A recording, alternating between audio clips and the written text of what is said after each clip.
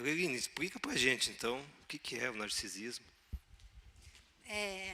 O narcisismo, como a gente tem visto, ele está um termo muito usado, né, atualmente, justamente porque, como nós falamos no início, a nossa sociedade caminha para o narcisismo. Narciso, como a dona Margarita tinha dito, essa expressão, ela veio da mitologia grega. Então é importante só que a gente explique essa historinha bem resumida, porque existem várias versões, né, do Narciso. E como nós sabemos que o mito ele serve para atribuir sentido às coisas, a mitologia grega traz essa história e a partir dela a gente vai explicar as expressões narcisistas. Narciso, ele era uma criança nascida de semideuses. Lembrando que essa é a mitologia grega, tá bom? É um mito. Narciso, quando ele nasceu, filho de semideuses, ele era muito bonito. E a beleza dele não dava nada que conseguia comparar a uma beleza igual a de Narciso. E conforme ele ia crescendo, a beleza dele crescia ainda mais. E os pais dele ficaram muito preocupados, né, se ele iria vingar. Então eles decidiram procurar um oráculo na época, um oráculo, um mago. E aí os oráculos falaram o seguinte, fica calmos, o filho de vocês vai vingar e ele vai sobreviver, desde que ele não se enxergue, desde que ele não enxergue o seu próprio eu. Então fica tranquilo. Narciso foi crescendo em beleza, em estatura, ele era muito habilidoso com várias coisas, ele tinha muita habilidade e ele chamava a atenção por onde ele passava. Então as pessoas queriam ter um relacionamento com ele, sejam homens, sejam mulheres, várias pessoas queriam se relacionar com Narciso, mas ninguém bastava para ele, porque ele era muito bom. Ninguém chegava aos pés dele. E ele foi rejeitando várias mulheres, inclusive a mais clássica e famosa, ele rejeitou uma ninfa muito poderosa, chamada Eco. E ela colocou um monte de maldição sobre ele. Um dia, para a gente resumir, bem resumido, tá, pessoal? Que a história de Narciso é enorme. Um dia, Narciso estava nas suas caçadas e ele avistou uma fonte de água. Mas era uma água muito limpa. Nenhum animal e nenhum ser humano tinha tocado naquela fonte. Então, Narciso, quando ele olha para a fonte, quem que ele vê? O reflexo dele mesmo. Ele se vê naquela água e ele pensa, meu Deus, que homem bonito, que pessoa maravilhosa, eu quero para mim. Então, quando ele se inclina para tocar na imagem, para ter acesso à imagem, ele se afoga, né? Diz a mitologia que ele morre por suicídio pelo afogamento e cumprindo assim o que os oráculos falaram. Quando ele se viu, ele se entregou, ele morreu dentro da sua arrogância, dentro da sua soberba. E os deuses, para lembrar do Narciso, fez nascer ali uma flor chamada Narcisa. Então, hoje em dia, para a gente poder expressar alguém que se acha melhor do que os outros, que tem uma arrogância melhor, que a necessidade dele é sempre melhor do que a dos outros e precisa priorizar mais, nós usamos o termo de narcisista. O que tudo isso tem a ver com os nossos dias de hoje? Eu vou trazer já, Eveline, só um minutinho, deixa eu te interromper um pouquinho. Então, deu para entender o narcisismo, né, a pessoa narcisista.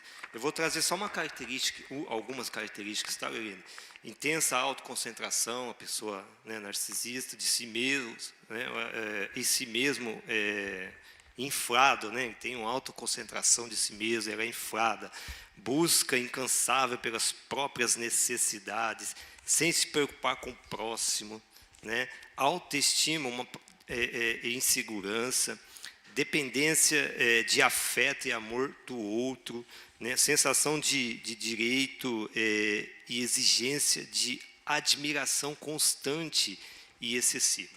São características, tá bom? Exagero em conquistas e talentos. São características daquela pessoa narcisista. Mas a gente estava fazendo essa introdução para todo mundo ficar na mesma página, né? Mas a gente quer levar isso, então, logicamente e obviamente, para a Bíblia, né? Para nós, cristãos. O que a gente tem a ver com isso, né? Então, eu vou dizer para vocês, nós estamos estudando, semana passada a gente falou de egocentrismo, mas e agora de narcisismo, mas como ídolos do coração. O narcisismo e esse estudo que a gente vai fazer tem o objetivo de alertar o fato de que o narcisismo é um dos mais perigosos ídolos do coração. Concordam? Se não tomar cuidado, hein? Totalmente. E aí eu queria convidar vocês para a gente ler o texto, então, principal. Lucas, a gente vai ler uma parábola. Lucas, capítulo 18, do 9 ao 14. Você quer ler, Eline? Se tiver, senão eu leio aqui. Está aberto aqui. Todo mundo achou? Lucas 18, nós vamos ler do 9. Eu não posso mostrar a minha Bíblia aqui. Ah, tá. Do 9 ao Pastor 14. Do 9 ao 14. Vamos lá? Parábola do fariseu e do republicano. Há alguns que confiam em sua própria justiça e desprezavam os outros. Jesus contou esta parábola. 2 homens subiram ao templo para orar. Um era fariseu e o outro publicano. O fariseu, em pé, orava no íntimo. Deus, eu te agradeço porque não sou como os outros homens, ladrões, corruptos, adúlteros, nem mesmo como este publicano. Jejuo 2 vezes por semana e dou o dízimo de tudo quanto ganho. Mas o publicano ficou distante. Ele nem ousou olhar para o céu, mas batendo no peito dizia: Deus, tenha misericórdia de mim, eu sou pecador. Eu digo a vocês que este homem publicano, e não o outro, foi para casa justificado diante de Deus. Pois quem se exalta será humilhado, e quem se humilha será exaltado. A parábola é a história de 2 homens que vão ao templo para orar. Um era extremamente religioso e o outro, um coletor de impostos. O religioso orava de si para si, vangloriando-se, né? Ele vangloriava da sua riqueza, ele se vangloriava da sua experiência religiosa. Enquanto isso, o coletor de impostos, na sua simplicidade, orava a Deus, suplicando misericórdia, reconhecendo o seu estado de miséria e pecado. Perceberam a diferença?